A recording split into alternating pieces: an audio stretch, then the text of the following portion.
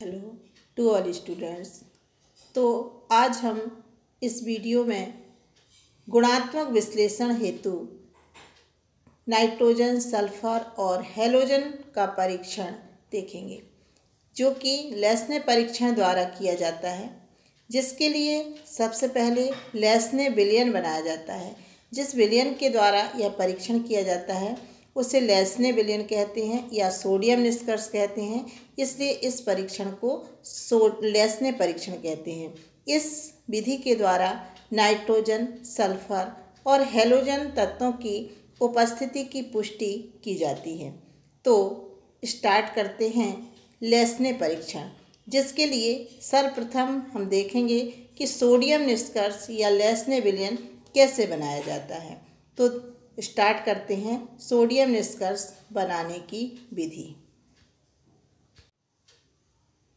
Sodium निष्कर्ष या लेस्ने विलयन बनाने के लिए हम सर्वप्रथम एक ज्वलन नलिका या इग्निशन ट्यूब, एक छोटी सी परख नली होती है जिसे हम इग्निशन ट्यूब या ज्वलन नलिका कहते हैं, उसमें दिए गए पदार्थ की थोड़ी सी मात्रा लेकर सोडियम का छोटा सा टुकड़ा डाल देते हैं और ऊपर से भी उसको पदार्थ के द्वारा कवर कर देते हैं। फिर इस पदार्थ को या इस ज्वलन नलिका को जिसमें पदार्थ रखा हुआ है बुनसन बर्नर के द्वारा पहले धीरे धीरे और फिर तेज़ी से गर्म करते हैं, ताकि सोडियम का टुकड़ा पिघल करके या उचट करके वह बाहर ना निकल सके, वह उस पदार्थ में पिघल कर मिल जाए। जब वह परख नली जो ज्वलन नलिका है रक्त तप्त हो जाती है तो इसे पानी से आधी भरी हुई परख नली में डाल देते हैं, वह फूट जाती है, जिसे हम अब विलयन को छान लेते हैं। छनित को ही सोडियम निष्कर्ष या लेस्ने विलयन कहते हैं। इसके द्वारा हम नाइट्रोजन, सल्फर और हैलोजन का परीक्षण करेंगे। अब प्रश्न होता है कि हम सोडियम निष्कर्ष बनाते क्यों हैं। किसी भी कार्बनिक पदार्थ में नाइट्रोजन, सल्फर, हैलोजन तत्वों की उपस्थिति की पुष्टि हेतु सोडियम निष्कर्ष क्यों बनाया जाता है। तो इसका आंसर यह है कि जो कार्बनिक यौगिक होते हैं वह सहसंयोजी यौगिक होते हैं, इनकी क्रियाएं बहुत ही मंद गति से होती हैं, अतः इन्हें सोडियम की क्रिया द्वारा आयनिक यौगिक में परिवर्तित कर लिया जाता है, ताकि क्रिया शीघ्रता से या तीव्रता से हो सके। तो यह है सोडियम निष्कर्ष बनाने की विधि। अब इसके द्वारा नाइट्रोजन का हम परीक्षण कैसे करेंगे आगे मैं बताती हूँ।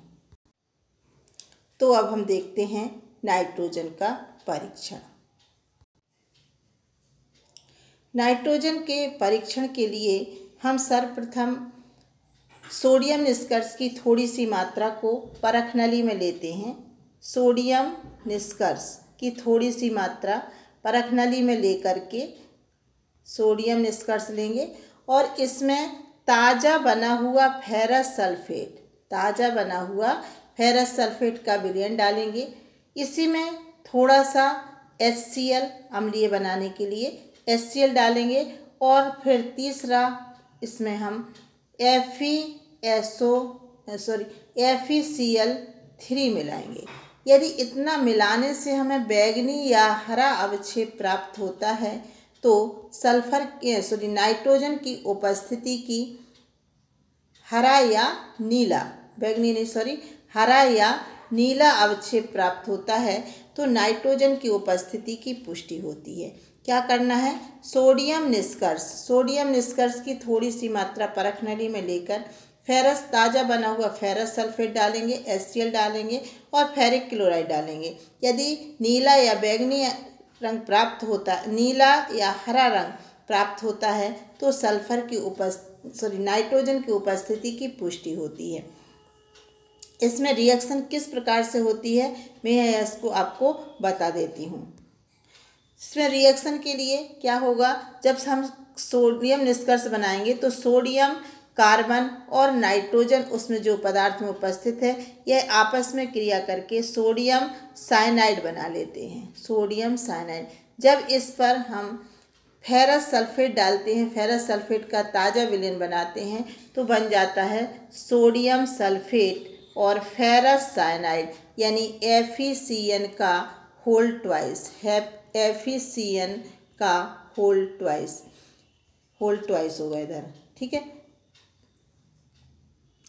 जब यह FeCN का होल ट्वाइस बन जाता है, इसके पश्चात यह FeCN का होल ट्वाइस फेरस साइनाइड और सोडियम साइनाइड यह आपस में क्रिया करते हैं। देखिए कैसे करेंगे। FeCN का whole twice plus NaCN sodium cyanide यह आपस में क्रिया करके बनाते हैं सोडियम फेरोसाइनाइड Na4FeCN का होल 6 सोडियम फेरोसाइनाइड। जब इस पर FeCl3 मिलाया जाता है तो यह बना लेता है फेरिक फेरोसाइनाइड यानी Fe4FeCN का होल 6 का होल थ्राइस। क्योंकि यहाँ आयरन की वैलेंसी 3 होती है तो यह होल थ्राइस आ जाता है। तो जो बैंगनी रंग प्राप्त होता है वह हमें फेरिक फेरोसाइनाइड का प्राप्त होता है। ओके, इसके पश्चात अगले वीडियो में हम देखते हैं सल्फर और हैलोजन का परीक्षण।